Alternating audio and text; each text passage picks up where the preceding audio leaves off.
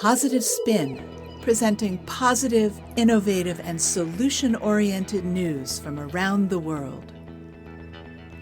On today's show, we profile environmental activist Sofia Gatica of Argentina, recipient of the 2012 Goldman Environmental Prize, for her successful campaign to halt Monsanto's toxic spraying in her country. And we'll see a music video of the song Hemp from the Luminaries, LA's most conscious hip-hop band. Then we'll experience the original paintings of well-known Northern California artist Jack Wright. Finally, we'll learn how Medicine for Humanity's vitally important work in Uganda is saving the lives of women and children.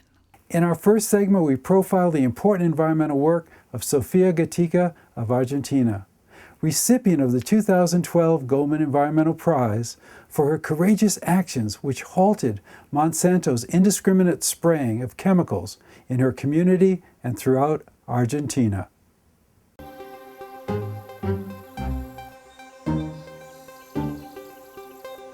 Here in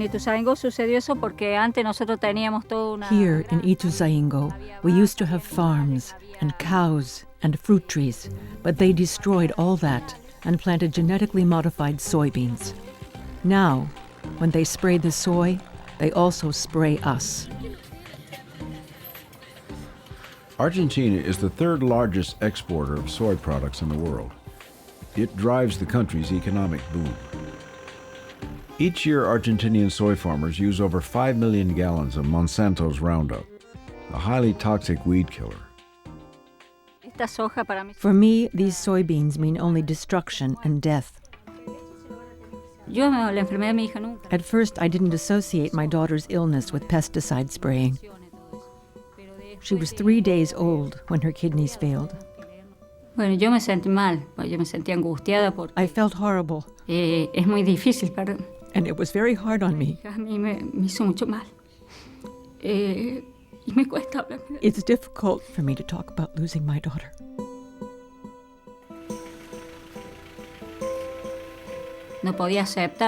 I could not accept the reasons for my daughter's death. That's when I decided to go door to door. Sofia organized other concerned mothers to create a map of all the illnesses in their neighborhood. Their homegrown study revealed that the community's cancer rate was 41 times the national average.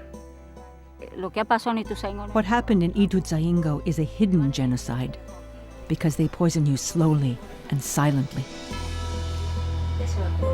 With the study confirming their worst fears, the mothers launched a Stop Spraying campaign, leading demonstrations and educating the public about the dangers of agrochemicals.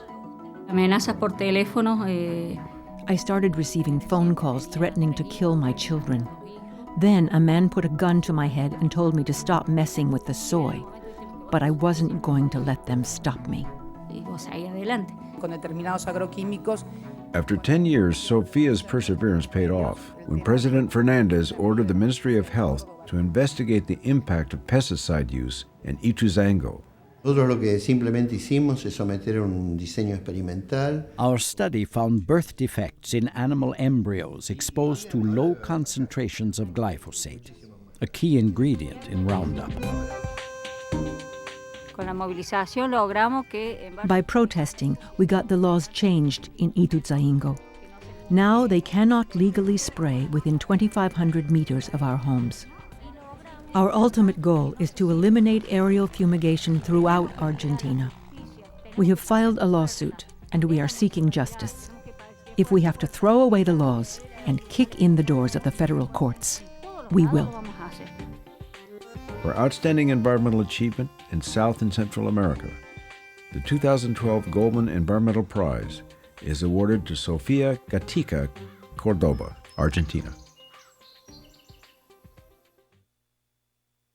And now, a song from the Luminaries, LA's most conscious hip-hop band. The song is entitled Hemp, and it talks about the value and the many practical uses of this renewable resource.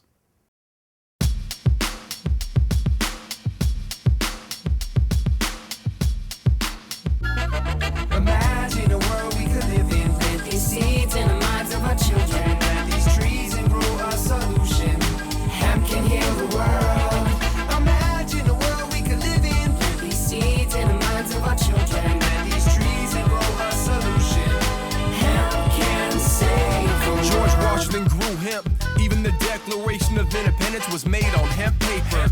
Thomas Jefferson at hemp fields. Let me tell you all the things organically grown hemp yields. Jack Herring tried to tell us the news. We can even use the seeds to improve our food. Build homes in the future made straight from hemp. No heat bill cost, so we save on rent. Free will in the mix, hemp shirt, hemp kicks. Keep my gear earth conscious, let's go down the list. Its fibers are the strongest, products last the longest. Change our whole infrastructure, hemp will never wrong us. Obviously, it's the plant that can raise our whole economy if we open our minds to see. Build your house insulated organically. That's real talk, homie, that's no fantasy. Plant the seed, we got a world to feed. Grow hemp everywhere, all the food you could ever need. Oil, fiber, medicine, and paper. Banning cannabis was the world's biggest caper. Strong, durable, long-lasting, natural, renewable, botanical, growing every annual. Hemp can take the planet, all you gotta do is plant it. Wanna see it growing up from the cracks in the granite. Feed the children. Imagine a world. No pollution. Imagine a world. Green solution. Imagine a world. Hemp can heal the world. Imagine a world. No more hunger. Imagine a world. Love each other. Imagine a world. We grow stronger. Imagine a world. Hemp can save the world. Let's take it back to 10G BC. World's oldest relic, hemp cloth from the Chinese. Over 50,000 uses, you see, like the fuel and steel that made Henry Ford's Model T. Greeks, Phoenicians, high priests and priestesses from Asia to America. Hemp sails the high seas. $1 billion cash crop, can't stop, won't stop. Flip the greenhouse effect, the atmosphere I is got my hot. hat, shirt, pants all made from hemp. Even the shoes on my feet stand eco-fresh. Raw food be the movement, I eat the seeds. Great source of protein and omega-3s. It's the most nutritious, plus so delicious. Put it in my vitamin mixer in my green smoothie. We was given every seed bearing plant on earth. Genesis 1:2:9, check the verse. Grow a true field of dreams, tall and green. This one crop can be used for everything. Hemp milk, have a sip, taste buds, feel the bliss. Get a hemp notepad, take notes on this. Regenerate the earth, create new work. Build your karma points and your network. Freely I support him, listen for the quote. Keep it cool like Dr. Bronner's peppermint soap. Imagine a world we could live in. Plant these seeds in the minds of our children. Plant these trees and grow a solution. Hemp can heal the world. Imagine a world we could live in. Plant these seeds in the minds of our children. Plant these trees and grow a solution. Hemp can save the world.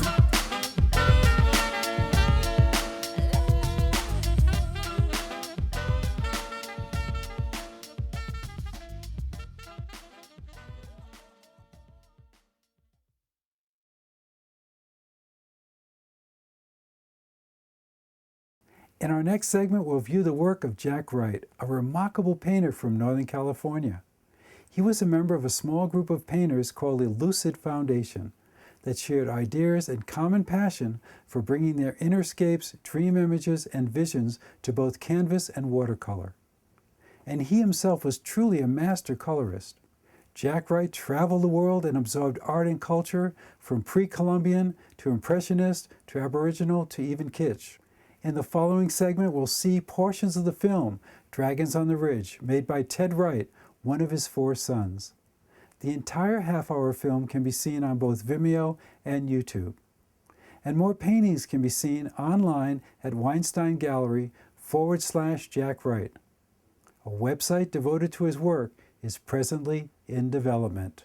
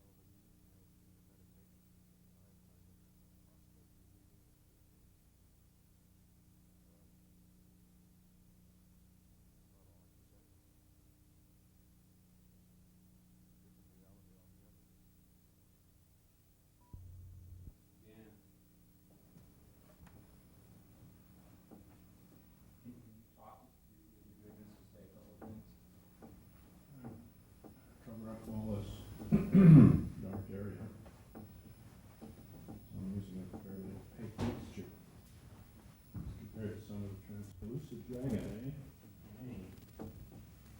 Chameleon, you might say. It's winter coat.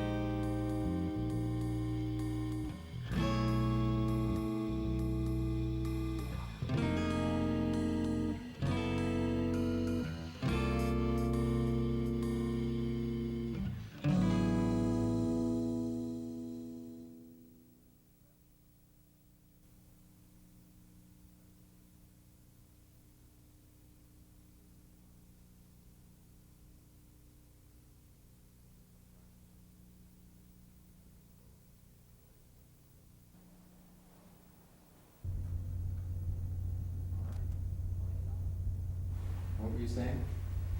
I think that just about through with this mother. Yeah. Get this little area finished. Have a look.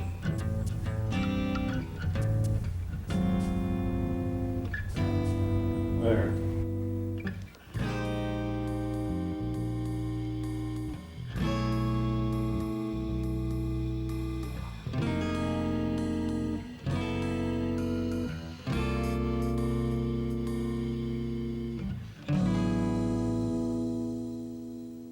Medicine for Humanity, founded by Dr. Leo Lagasse, is a nonprofit medical care and teaching organization dedicated to improving the health of women in underserved populations worldwide. Since 1995, Medicine for Humanity has taken highly trained teams of volunteer doctors and resident physicians to Africa, Asia, North and South America, providing critically needed clinical care to women and infants, along with on-site surgical training for local medical personnel. Currently focused in Uganda, Africa, Medicine for Humanity is assisting the development of sustainable programs for prevention, diagnosis, and treatment of maternal birth injuries, lowering death rates and incidence of women's cancers. The ultimate goal is to create a model of medical education that can be replicated in hospitals and clinics in other countries worldwide.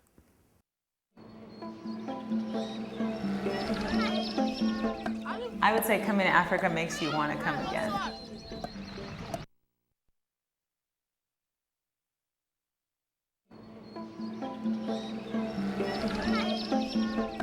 I would say coming to Africa makes you want to come again.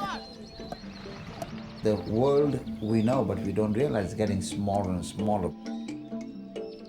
We feel very happy when doctors come to share their experience with us. As women's health goes in a country, so goes the nation.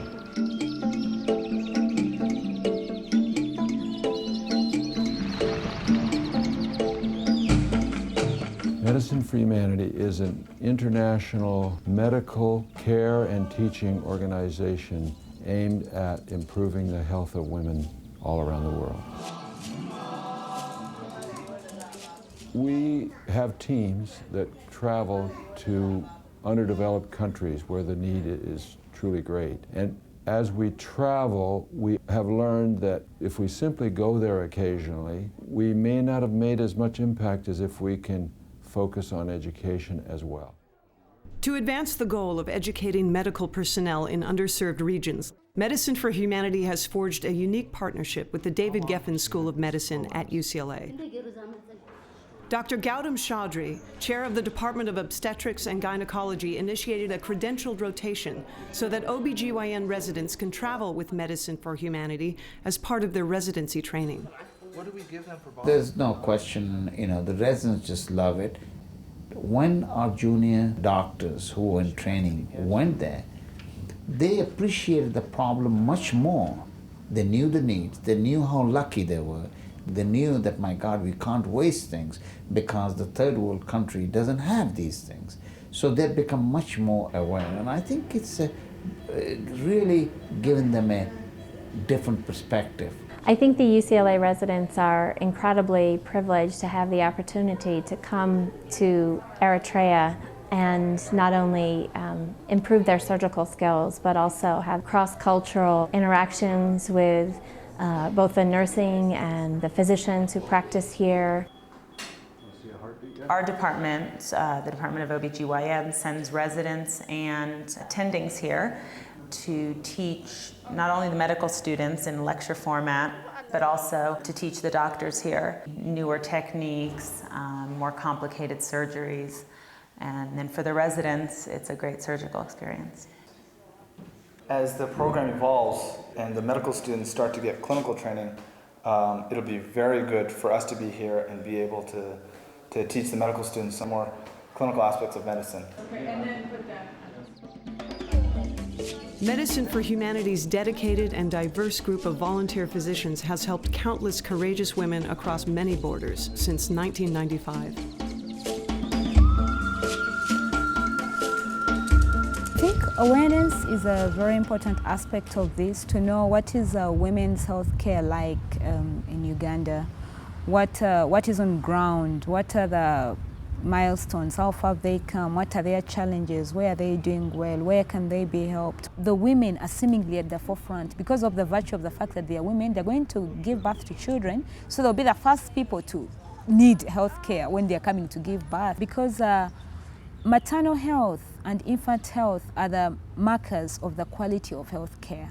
For example, we've had a surgical camp. I mean, we've had this collaboration with MAST and UCLA. And you have come and you've seen what's on ground. Sometimes if we live here and no external force comes in, you sort of like, you get immune, you get to know your situation and you just live with it. But getting other people coming in and, like now the way you came in with a camp, I think that really helps. There's a lot of exchange of ideas and thoughts about how we can move forward as a group, because I think for both of us, the Mbarara University and UCLA, we both have the common goal of improving the lives of patients. It's very interesting because we get to see so many different techniques, like surgical techniques and approach, because like you're bringing doctors from the world where they have lots of things to use, and then we come in a world where we have like less things to use. So we interact. It's very good. And Dr. Amy always jokes with me, Billy, you have to hold this. It's like, you have to do it. But this is very good because you can learn the wrong way. And I think that's what we need most. If you equip me with the knowledge and the skills, then you have equipped me with everything. Prostaglandins, which initiate labor. Are we together? Medicine for Humanity plans to maximize the resources available in this 21st century to launch a series of internet-based distance learning programs aimed at offering up-to-date medical training and education to doctors and nurses in underserved countries. Certainly we have some of the most promising partnerships that one could ever desire. Certainly we have the acceptance in the developing countries, and we think we've got a vision for the future. The vision is not to build new buildings or to keep sidewalks clean. It is to create new education.